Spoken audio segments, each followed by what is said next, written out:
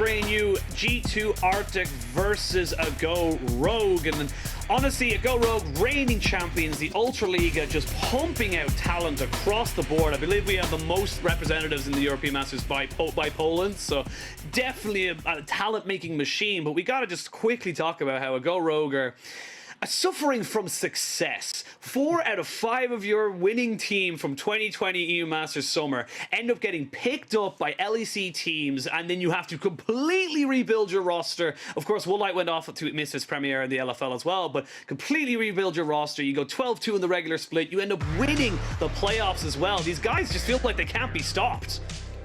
Yeah, I mean, when you got Shigenda, Chekolad, Zanzara all heading off into LEC teams, and even Trimby as well making it to the LEC finals, like, this was a powerhouse of a team.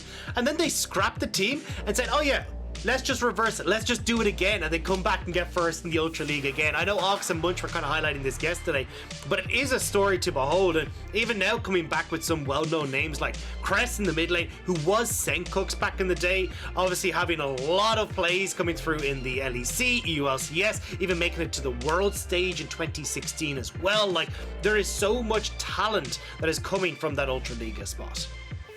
Yeah, and again, this is something, you know, when we talk about kind of talented leagues, we talk about, you know, the LFL, the DOC, the LVP Superliga, but Ultra Liga has been slowly but surely just churning out talent after talent after talent, and finally got their maiden win EU Masters in 2020 summer. So now, can they retain that title, bring that back to the Ultra Liga? It's going to be the question as we jump into picks and bans. G2 Arctic getting rid of the Thresh, the Tam Kench, and the Oriana, so Tot, if you want to read it like that, and the Jinx and the Tristana banned away here for a Go Rogue. I'm interested to see how Go Rogue go for this draft, because I feel like Go Rogue are one of the best teams we have and playing around the early priority that comes from their lanes. Like, they're really good at getting these early invades off for Lurox, trying to play around early scuttles, early dragons, and this is where they start to get a lot of their advantages. And if they can snowball that into success, that's amazing, but they do tend to take a much slower pace in the mid game. So if I'm looking across at G2 Arctic, it's about trying to see if I can punish in this mid game and try and run away with the game in that respect. And already we can see going for this Kai'Sa that offers a hell of a lot of damage off of those 1 to 2 items. So we'll see if G2 Arctic now, with the heavy priority that's been put onto the bans towards AD carries, can run away with this Kai'Sa. Yep, bans towards AD carries. Of course, those bans towards the support as well. So G2 Arctic prioritizing the Kai'Sa. You can see a Go Rogue in turn prioritizing their jungle and support. So they're able to kind of get that horsepower, combination going for them. But something that has slipped through the picks and bans is that Nocturne. And that's a nice little bit of global pressure that they might be able to use for G2 Arctic. Yeah, a lot of flexibility in the draft as well. So when I look towards Oscarinin in that top lane, he very much likes to play his carry picks. He likes to have something that can counter his opponent and try and win 1v1. Like, leave him on an island, he'll just beat them out. So I think this is a really interesting matchup against Sinmivak in that top lane, who is also someone who loves to play these carries. Like, the most banned against both these teams is the Camille. Like, both these guys love it in the top lane, and I'm curious to see now as this starts to go on if Sinmivak is hovering on that red side going for that late game counter pick, or if we're going to see him just go towards something like the Gnar. He kind of leaves that counter pick towards Chres in that mid lane instead, and maybe that's where Go Rogue want to put their eggs.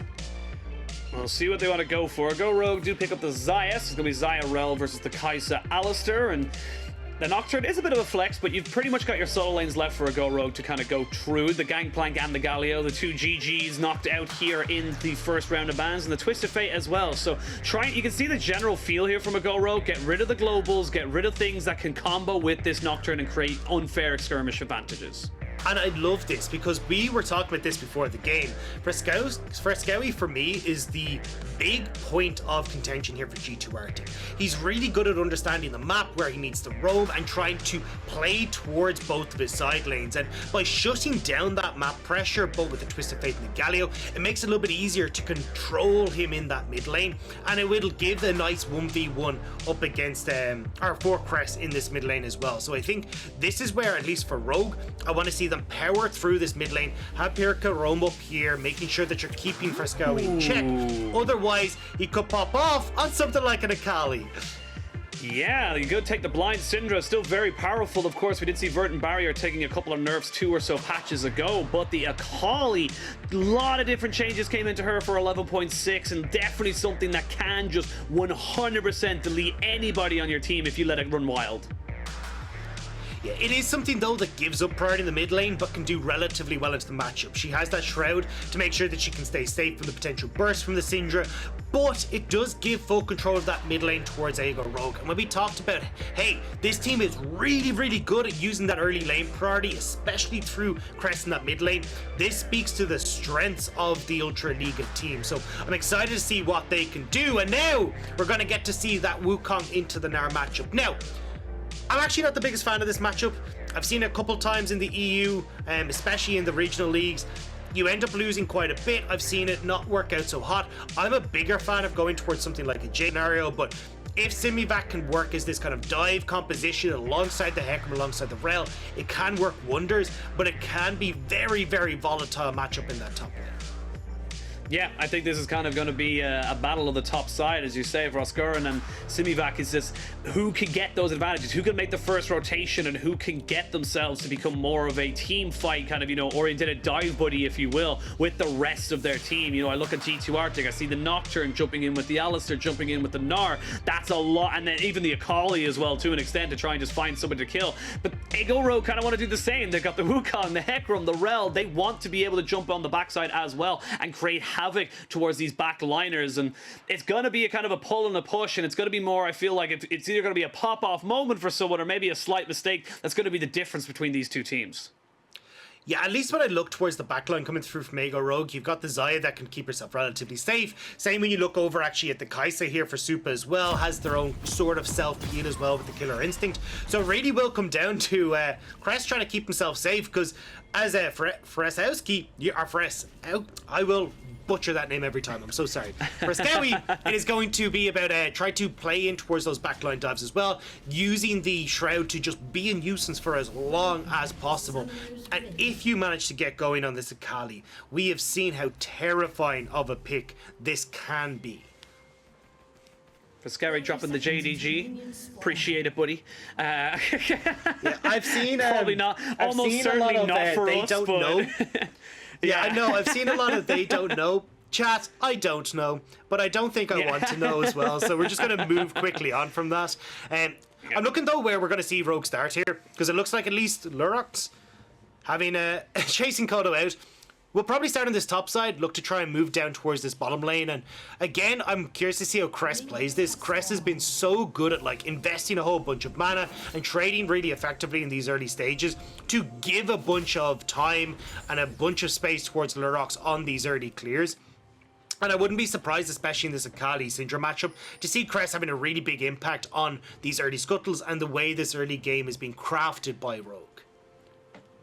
I'm actually curious to see as well how AGO Rogue really do take on this kind of game, because yesterday they got the win against Supa, but they were slow to get going. It was a long kind of slugfest of them, kind of, you know, a little bit of luck, a little bit of RNG, and you know, kind of just generally being the kind of better players on the day. But there was a very real world where they could have lost that game, and you know, as the Ultra Liga #1, the reigning champions for EUM, that is not the start you would be expecting from them. And I'm curious to see if they're able to kind of, you know, if it's just a slow gear start and they start moving them up here, and this will be a little bit of a better tell to see how we should be expecting this team to progress throughout the tournament. I think the big thing for me when I look towards Rogue is just how slow-paced their mid-game is. There's a lot of times where I feel like they could try and punish their opponents through their lane assignments and managing those wave states better on the side lane.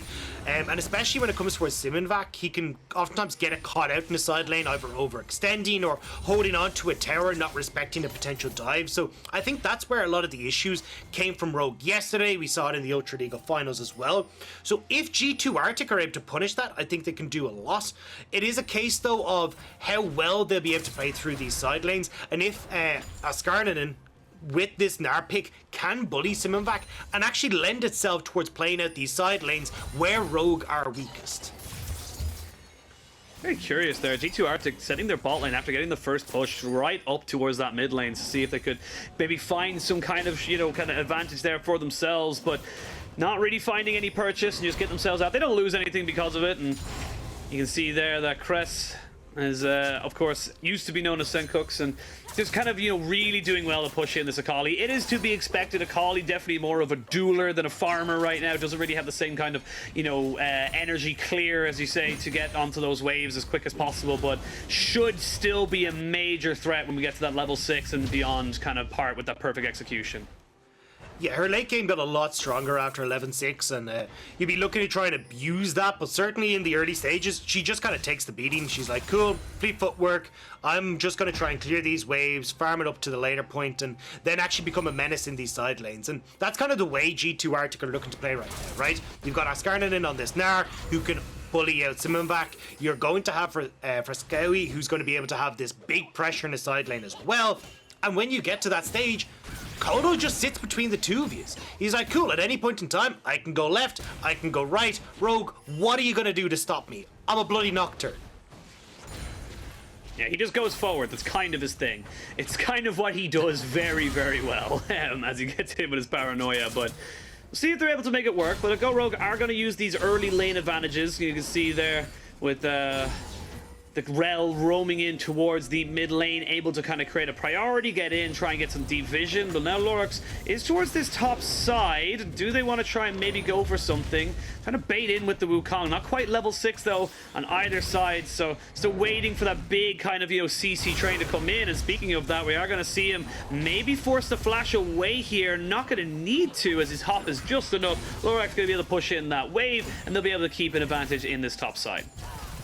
Yeah, I've been really impressed with Oscarinin when I've been watching the G2 Arctic games. He really does seem to understand the lane state and how to try and play out against his opponents. And when you're in a tournament that's as stacked as it is right now with top lane talent, you really need to keep your cool. And you can see there, not burning that flash, ready for everything that's been tossed at him.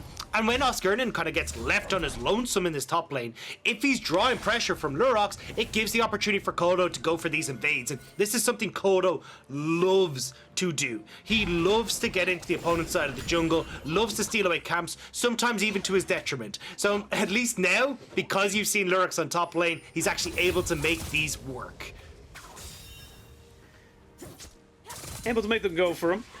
As we see double Dorans in this top side, but a side of boots for Oscarinin, as he's just trying to keep himself and survive, and make sure he doesn't get got dove anymore, as you do have a Sheen now for Sinmivak, so he's going to have a lot of that kind of burst potential. Dragon being started here by Lurox. They have got the pressure in the bot side, and this should be a pretty easy take. Still waiting on the level 6 to come out from Koldo, so he's not going to have the paranoia to go cross map, and that is going to be a first and easy objective here for Go Rogue.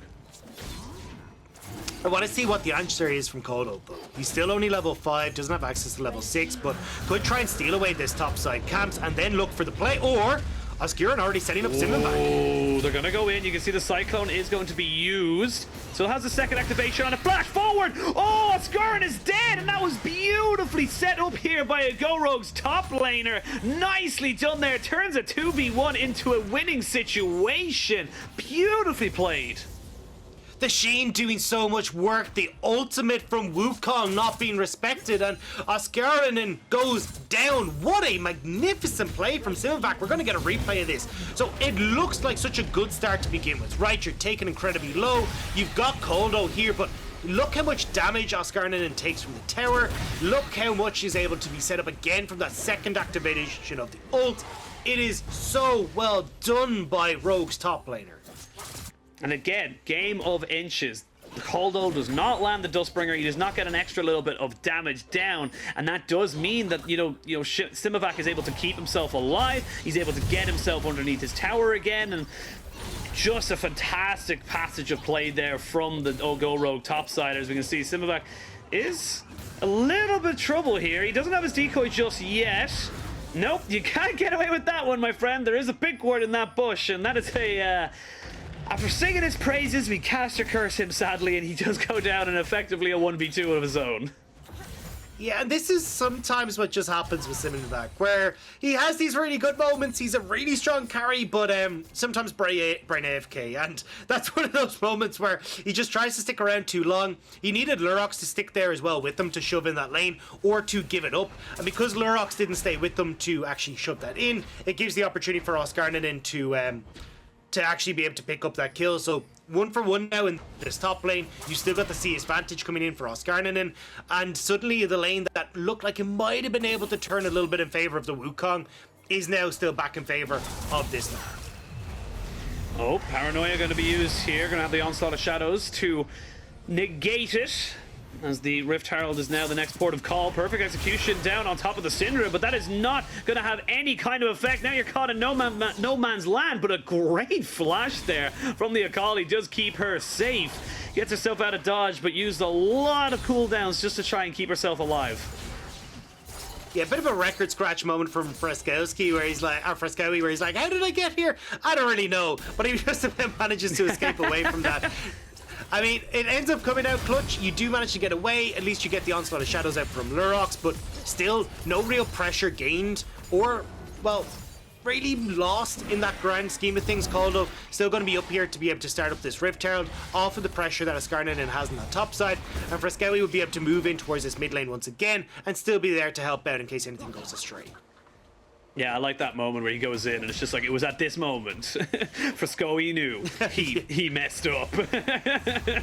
So gets himself out. Wasn't the worst, obviously it wasn't the worst situation to be ending up in. Gets himself out, just has to expend his flash, so will not have that for any potential skirmishes that he has. And this is where we start to see now where these teams want to try and focus down. You've got the Rift Herald here in the back pocket for G2 Arctic. Koldo will be looking to maybe get something off with the Paranoia. If he's able to get a kill, lead that into a turret take, that could just be an acceleration there for the side of G2 Arctic. But a Go Rogue, they've got a lot of ways of dealing with this kind of, as you said, the dive front. You know, you got to deal with the Cyclone, you got to deal with the Rell. As I say that, Oscarinin going to get jumped on. He has jumped over the wall. There's going to be 3 people here. Straight away just gets himself the TP out, and that's it. That's all that's wrote. It's a lot that's committed to that top side though, right? The TP committed, you're giving a little bit of free time over towards Fresskowy. Then he gets the move down towards this bottom side, but unfortunately, Efias has not got the memo. He's actually backing away, so won't be able to follow up on the potential roam that Fresskowy was going for. But honestly, with Rogue's bot lane backing off too, you're not going to get too much. Now, 40 seconds until this dragon. I still am 100% certain if you can really go for this as G2 Arctic. You haven't got any items onto this Akali.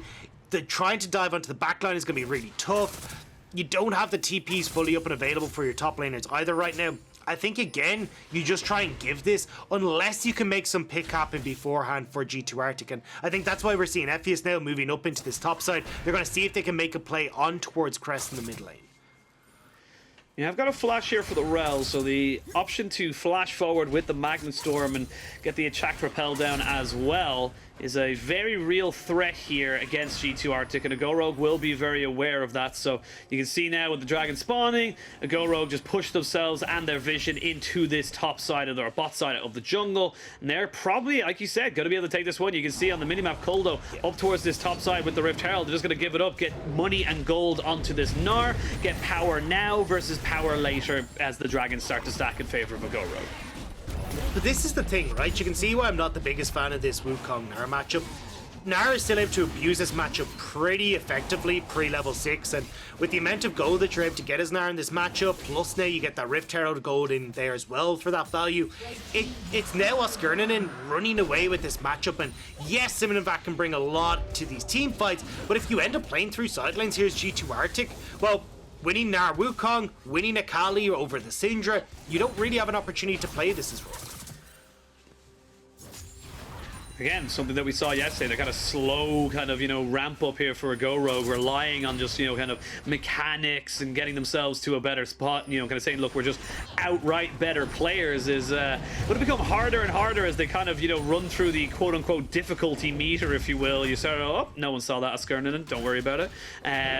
But, you know, you start to run through, you started off with Supa, you know, yes, you took that win, now you're against a slightly harder team, in theory, in G2 Arctic, then you go up against Misfits Prem, Premier. Like, you're ramping up the difficulty meter a little bit and a little bit more. So for a Go Rogue, they need to be able to show the world and show the rest of Europe at least that they can go toe-to-toe with everybody, and they still are, you know, kind of considered favorites coming into this, you know, tournament. And it seems like the way that they want to do that in this game is by playing around these dragons, right? They still have a very clear win con here. Like, this is not all doom and gloom. You can go and play around this third dragon that's going to be up in 3.5 minutes time. Fight with FLICKR, fight with Chres, who's going to be in a reasonably strong spot. Sinmivak would have completed his first mythic item as well. And at that point, you're in a really, really good spot. Like, the Divine Syndra for the Wukong. You're going to have potentially the Everfrost actually coming in here as well for Chres. I think you're fine. I think you can go for a lot. It's more so though if you can actually stop G2 Arctic from getting down these side turrets, stop them from taking over this game, and getting full tempo advantage over Rogue. Again, we're going to see a lot of this ping-ponging back and forwards and throughout the waves as we actually see, oh, FLICKR. Yeah, I'm going to see the Rell come back, make sure that his Xayah gets himself out very, very safely. Divine Syndra finished up, like you mentioned there, for Sinmivak. So, again, looking to see what, you know, G2 Arctic can make for themselves. They are going to maybe look for that fight in 2 minutes 45 seconds. And again, the ping-pong is just going to be back and forward throughout the map. It's, you know, it's still an advantage here in the top side there for G2 Arctic. They're going to have the longer lane in their favor.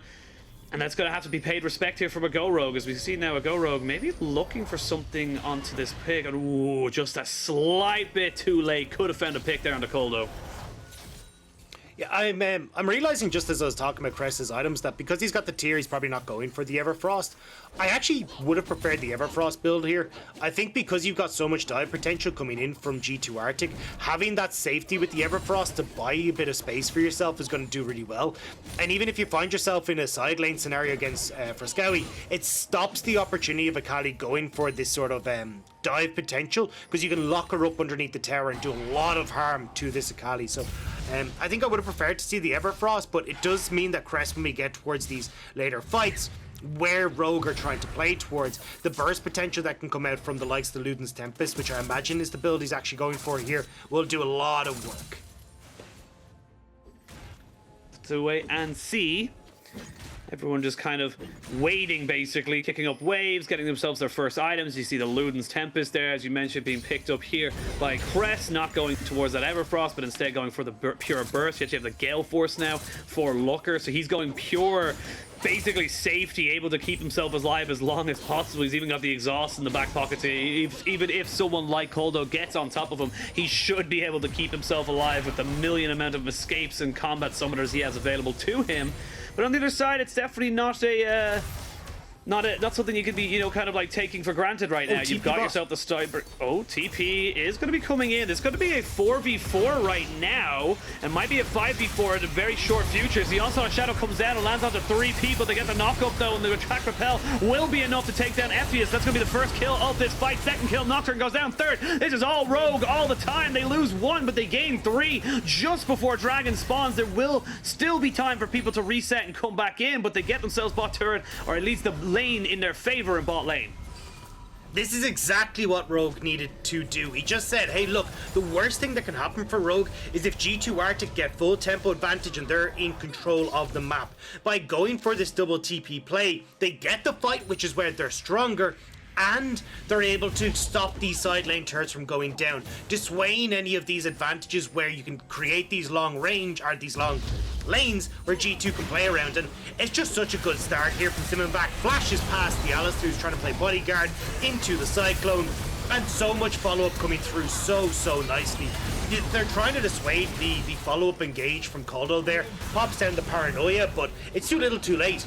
Everything has already been thrown in by Rogue. They know exactly where you are. They've already killed off multiple members, and it's a great fight for Rogue.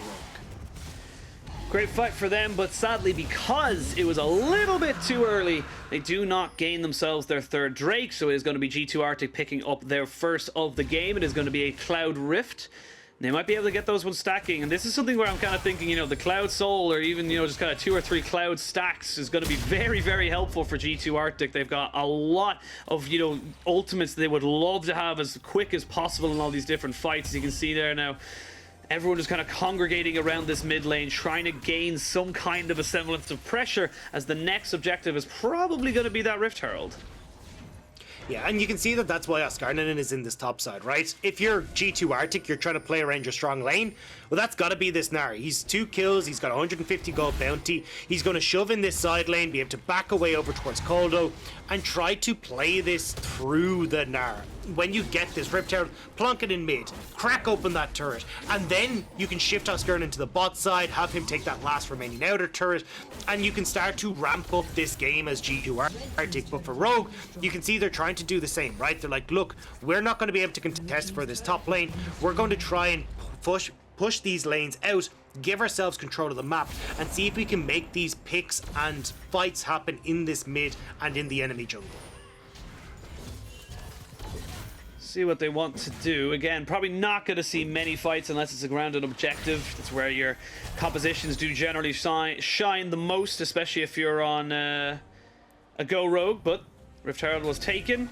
Is going to be in favor of G2 Arctic. They back themselves away, and let's see what they're able to do with it. See if they take your stallioned advice, if you will, for working towards that mid lane. Try and open up this map a little bit more and create more darkness. But on the other side of Go Rogue, they have ways of creating picks. They have ways of getting back, control of this tempo in this game. And the gold is only about 300 or 400 ahead in favor of G2 Arctic. It's definitely not an insurmountable lead, and you still have those 2 dragon stacks here for Go Rogue.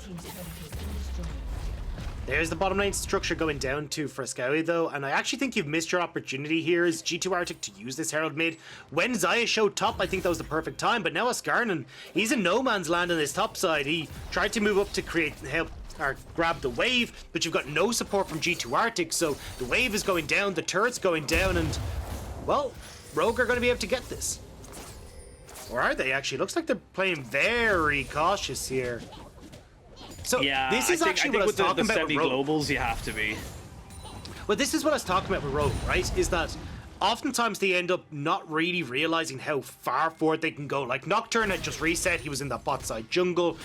You could have just forced Lurox into that jungle, being able to have Oscarinin force back, and you could have got that top lane structure, but they play a very, very safe and very defensive mid game, and sometimes they just don't have the bloodlust or the firepower that they need to just get those objectives and force back their opponents.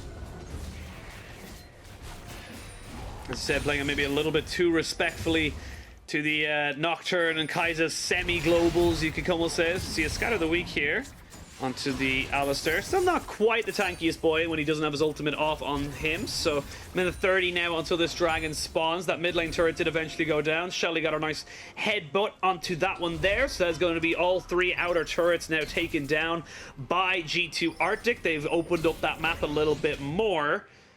And where do they want to try and push this advantage? They've got TPs coming up here for the Akali and for the Gnar, so they should be able to kind of send them off into side lanes, get them to pick up all these waves, create that level of pressure that you talked about, and make sure that they're keeping a Go-Ro on their toes. Yeah, I think the biggest thing for them right now is trying to get the top lane shoved in. As you can see there, it offers the opportunity for Fresskowy to come across, and if you're burning TPs off of Rogue for this dragon, that makes it so much easier for you to control this side lane pressure. Oscarinin pushing in the bot side as well, he's going to have full control there, and means that he's able to potentially look for these nice flank angles and work with Koldo to pressure the backline of Rogue as we move in towards this dragon. But you can see with the reset timers coming in from Rogue, they're probably not looking to fight this. They're more looking to get control of these side lanes as they realize, hey, look, if we actually let these waves get pushed in fully, G2 Arctic get control of our jungle, we're in a disastrous spot. Yeah, we'll see what G2 Arctic are able to do. 16 seconds till this dragon spawns, and there's some good vision here for G2 Arctic. Just kind of nice deep vision set up around the entrances of this jungle. Should be a pretty easy take for them, and with Sinmivak just staying up on that top side. Yes, he has TP, but I don't really feel like it's going to be necessary for him to have to go for this dragon. So it's going to be answered here by the Akali, and then everyone's going to back themselves away. So 2 dragons apiece, but you've traded it for gold into the back pockets of a Go Rogue. I'm curious to see now how Rogue try and play this, because I feel like you can shove in here Sinmivak, maybe try and group towards mid again, try and make some sort of play happen, but with the bot lane not really in position, it becomes a little bit more difficult for them to amass, or well, group en masse in towards this mid lane. So at the moment, Rogue just going to start playing a little bit of ping pong as they try and wait for these next objectives to come up that force G2 Arctic again to try and fight them. We're gonna have a little bit of a lull. No one's really gonna be finding themselves out, and I'm, you know, I hope as a caster curse as we come into this. But for the, you know, for G2 Arctic, that's why you try to caster curse them to fight. Yeah, give me action. This isn't the LPL anymore, Rashid. You can't have this. But you know, just kind of more down to the kind of like the nuances or the kind of the EU Masters as a whole. You look at the kind of history of the LVP, the Spanish teams as such, and they won it back in 2018 summer, and I think then they had the Vodafone Giants in 2019 summer finals. But since then, it's been kind of a bit of a dry moment for them, and they really do want to try and get back up to the higher echelons. As I say that, this is not, excuse me, they're all top of them on this mid lane turret. The TP is going to be cancelled. Flash forward though with the Wukong and the Onslaught of Shadows. This is the paranoia to try and dissuade people as a Go Rogue are not able to kill anyone off, but they will not lose anybody. They get the turret, they get themselves out, nobody dies, and they burn a hell of a lot of summoners off to Supa. It was so close to working though. I really like the idea. We just kind of mentioned it, like try and unmask, go towards this mid lane. Now they're not quite able to get the pressure down to actually get a kill, but they do stop Fresskowy from pushing in this top side. They get the tower in mid. They're battling back every step of the way and just not giving G2 Arctic the opportunity to get control of the map in the manner that they want.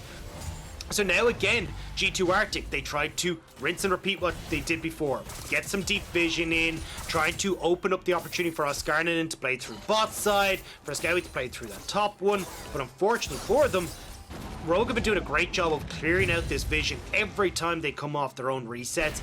And it means that Oscarinin and Fresskowy can't push up as aggressive as they'd like. Quick look at the items as we run down. Coming up to 25 minutes into this game, you can see the Deadman played alongside the Stridebreaker here for the Gnar. You've of course got the Stridebreaker for the Nocturne, but two items here for the Akali. You've got the Riftmaker and the Zhonya's, so a lot of survivability even if you do get caught. And both, on the other side as well, the Zhonya's as well for the Syndra. So for Chres, it's just, again, another situation where even if you do catch them out, you do have that survivability. But it's all about that burst damage, all about how you can find yourself into these fights. And with these, mid laners and AD carries getting up to those three items, getting up to the point of which they will just delete anybody on the map, you have to start respecting them, and you have to start thinking about how you take these fights. And as I say that, Lurox goes in with the Onslaught of Shadows to start a fight of his own with the Attack Repel and the Magnet Storm to keep the Alistar in tow, but they've got them on the back line as well. Looker is actually the one who takes out the Alistar, and he gets himself a shutdown onto the Gnar as well. It's 2 quick kills, and Baron could be on the menu. That's definitely Baron on the menu for Rogue. They smell blood in the water, get the pick, get the play, and now they can get this Baron. 3 versus 5. There's not a hope as G2 Arctic can hold on to this. Maybe by some miracle Koldo can look for a steal, but it ain't looking likely. Actually, looks like Rogue aren't going to commit to this. Go for it. I'm really surprised. I mean, you've got so much damage coming through from Looker right now. Same when you look at Sinmivak. Lurox does a heap as well, and as we said, 3 versus 5. You could have gone for this. Oh, speaking of could have gone for something, we are going to see them now committing up to this top side. It's going to be the Akali fighting off the start of the fight to get the fear down, the perfect execution, but Sinmivak is still very, very tanky, and they have a lot of ways of keeping him alive. It's actually Koldo who goes down first, and Sinmivak survives despite 2 assassins on his back. Shut down as well onto the Kai'Sa, flash by the Akali, and oh no, G2 Arctic, it's all gone wrong. They tried to make the pick, they tried to find an advantage, but it's a Go Rogue who punish hard and get themselves 3 quick kills, and now they're gonna look for the Baron. But they could have just gone for the Baron originally. Now Lurox is kind of low now. Luckily Koldo obviously gone down, so they're not going to be able to go for that, but it still nets Rogue the kills. They will be able to turn towards the Baron, and at least in the end of things, this is where now G2 Arctic are going to struggle, because as you can see, the team fights are going for Rogue favored. And when you've got the Baron, you're not going to be able to play these side lanes as much as you want to as G2 Arctic. And now Rogue can look to find the pressure that they want on the map, start to push in onto these inner turrets, and make it really difficult for G2 Arctic to operate. They're trying to get themselves back onto the map, but it is going to be third dragon for G2 Arctic. That's going to be the third Cloud Soul, so they will put themselves onto Cloud Soul point. And that means they are one away from setting up that Elder Drake for it as well. As we said, it's not the most impactful dragon, but it is very, very nice, especially for someone like an Akali or even a Nocturne, to be able to have those ultimates up as often as possible. The extra ability haste is very, very nice to have, but with this Baron, what can you do now as a Go Rogue? You have 3 items on both your carries. You're getting yourself a 3rd item for the Wukong. You are in the driver's seat. I want to see them be definitive. I want to see them take the reins here and push themselves towards those inhibitors. I will also say for G2 Arctic, the Soul is actually really impactful. Like, pretty much across the board. Maybe Oscarinin doesn't get as much out of it, but everyone else does a lot of work with the extra move speed that comes with that Soul. So, I definitely think it's a big one for G2 Arctic, but they may not get the chance. Like, turrets already going down for Rogue, who are starting to push on towards this base. I've got a huge wave stacked up. Still have a can of minions. Actually going to be very difficult for the side of G2 Arctic to kill this one. You can see the only real long-range wave clear they have is that Dustbringer and the odd Void Seeker, so not really the ideal targets to be able, or the ideal abilities to be able to take this one down. And that's going to be the turret falling pretty damn easily. Yes, you've got the Mega Gnar available to you, but very, very difficult to find anything going for you. You can see there that Alistar just trying to hover himself off to the side. Good scat of the week just off the Mega Gnar from really going for any last-ditch effort. And that's going to be the top lane inhibitor broken open now in favor of a Go Rogue. And you can see Koldo had already given up, right? He moves mid, he just wants to push out that wave, stop anything else from going down, because Rogue, they've only got a minute left on this Baron, no real waves in order, but it's still cracking up in that top lane, makes it a lot easier in 3 minutes time when this dragon comes up, puts a real thorn in the side of G2 Arctic, because Rogue again just bullying through with this team fighting composition and making sure that they're able to abuse the short range of G2 Arctic, as you pointed out, Penguin, when it comes towards sieges. You got a 5,000 gold lead, 5.5 or thereabouts for the side of a Go Rogue. And again, it's been slow, it's been tempered, it's been capitalization on escape. Thank you so much, observers. You can see where it's all kind of spread out. 2,000 gold advantage for this Xayah, a 2,000 gold advantage for this Syndra. And again, you know, this is where you're kind of looking to hope for it, but we're seeing an onslaught of shadows into that mid lane, and that's your tank gone. He's deleted. There's nothing you can do, and that was just a straight up 3v1.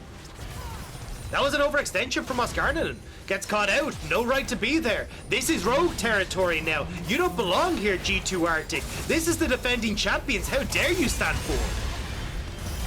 Here we go. They're going to try and make their last stand, though, as we can see them going with the Akali. They do drop the Paranoia as well, but he does not commit to the full fight now. You can see the Wukong jumping onto the backside, trying to get as much work done as he possibly can. It is going to be no one else falling, but except the mid lane turret and inhibitor is going to drop, and that is 2 waves of super minions in favor of a Go Rogue. Like you mentioned, the reigning champions, the Ultra Liga champions as well, coming in and finally looking strong in this game.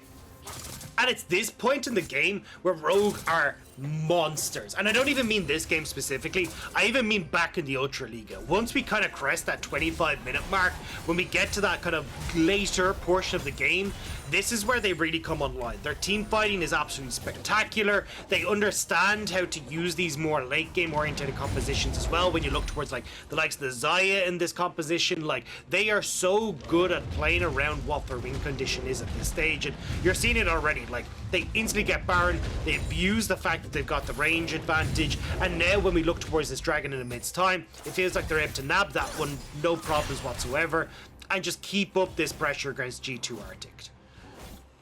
And this is what I wanted to know. This is what I wanted to see from, you know, a Go Rogue. Is that, was the first game just a little bit of, you know, tournament jitters, get yourself back on the horse and ramp yourself up? From this particular one, yes. Is it a slow game? Absolutely. But it feels controlled. It feels tempered. And it feels like a Go Rogue are just punishing every small little mistake that G2 Arctic put forward. Sup, Supa? How you doing there, buddy? Doesn't look like it's going great for you as Chres manages to just put you in the dirt. And with that pick, that could be the end.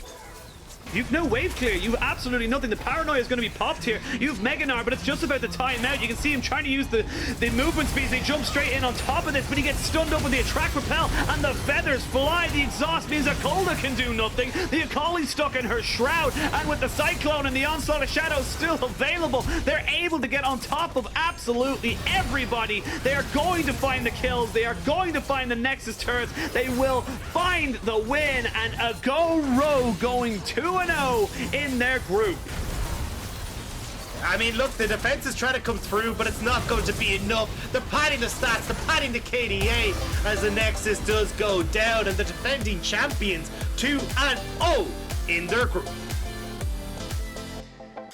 And that's exactly what we wanted to see. This is the kind of thing that we talk about, and we, you know, when we set expectations, we talk about tournament favorites, and, you know, it's very hard to get relative, you know, kind of gauge of power because, you know, Karmine Corp play in the LFL, a Go Rogue play in the Ultraliga. We don't really know how they're going to face against each other until they face against each other. But it feels like, you know, someone like a Go Rogue is just pumping out this talent, pushing through, getting themselves into advantages, and really starting to now, you know, still very early on, but ramping themselves up into this tournament. That game was controlled, it was tempered, it was clean. Yeah, exactly. I mean, when you've got 4 members that move on to LEC and then you've got to reshape your entire roster, you still come out first in Ultraliga. It speaks volumes to the organization. It speaks volumes to the talent that is on this team. And honestly, it speaks volumes to how far we're expecting a Go Rogue to move on in this tournament. Yeah, it honestly feels like that's kind of what we expected, and they are delivering in this game. It's unfortunate for G2 Arctic. They will fall. It means they go 0-2 in the group, but hey, they still got 4 games left. It's still another side of the double round robin, but we're going to send it to a quick break before we break any more of this game down. We're going to send it to that, and then when we come back, we'll talk a little bit more about a Go Rogue.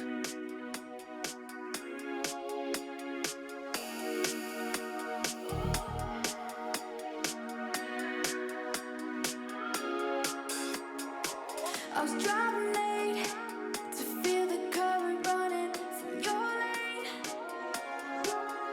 I got no brakes, so keep the voltage flowing in my veins, my veins. Ooh, and I'm falling through flickering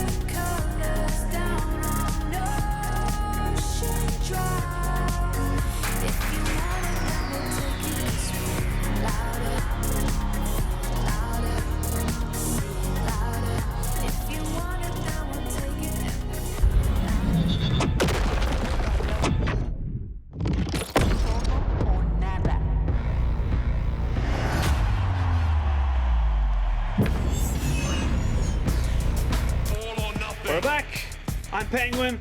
This is Dagda. The echoes of Medic saying all or nothing is in the background as we are coming to talk to you about the last game that we had just seen. Of course, it is a Go Rogue cementing themselves atop of their group with a 2-0 win now over G2 Arctic. It just felt good. It felt clean, it felt composed, and it just felt like a Go Rogue just, you know, like we said, just ramping up to what we kind of expected them to be. Yeah, and I think the biggest thing for me is like the sign of a really strong team is kind of understanding, hey, look, this is where our win conditions are, yes, but also understanding where the opponent's win conditions are. And it felt like, at least in this game, Rogue had a really good understanding of, hey, on this play specifically, we need to stop G2 Arctic from being able to play around these side lanes and stopping them from getting vision control. And by taking these fights, Rogue were able to shut down the potential run that G2 Arctic had set up for themselves. They muscle control back of the tempo on the map and make it really hard for G2 Arctic to have any sort of control. And from that point forward, they were able to find the picks, they were able to find the team fights through both the individual performance and that team-wide performance as a whole. Yeah, honestly, it just felt like you said, they knew where they needed to be, where they needed to go, and what they needed to do. And this is the last kind of base defense, the last the last ditch effort, if you will, from the side of G2 Arctic, as they just couldn't really deal with the amount of pressure that was coming in from all sides and on top of them. And I feel like this is a great moment as well for the side of a Go Rogue. Again, we saw them yesterday, a little shaky, a little bit of kind of questioning how strong relative powers they were going to be, especially for the Ultra Liga, and with Illuminar Gaming dropping as well. The Ultra Liga fans are going to be feeling pretty damn good right now, knowing that, okay, we're not out of this one just yet, boys, and we still have yet to see kicks. So they still have 3 seeds in the running, and they're going to be feeling pretty good when we go out towards the knockout stages if this trend continues. Sorry, I mean, look, going 2-0 open a group is so good right now. It gives you a lot of confidence going, in EU Masters as this tournament continues forward. But I think certainly for Rogue, like, it felt like they had a lot of control over that game from start to finish. You can even see it in, again, those individuals in top lane with the turnaround plays coming through from Sinmivak, being able to have these double TP plays. I really love watching those kind of things from Rogue, where they're being more proactive and taking control of this game and shutting down everything G2 Arctic can do. Yeah, honestly, it felt like a Go Rogue were poised to kind of just go towards the top of the table. But speaking of the top of the table, we're going to see the second match coming up very, very shortly. It's going to be Misfits Premier going against the Supa as they try and just equal out a Go Rogue's record as such. And that's going to be all it is for myself and you. It's going to be a pleasure to cast with you. We're going to go, and when you come back, it's going to be Munchables and Aux who are going to be bringing you to the final half of the day. Still plenty of action, loads of EU Masters, and we'll see you guys on the flip side. Sláinte.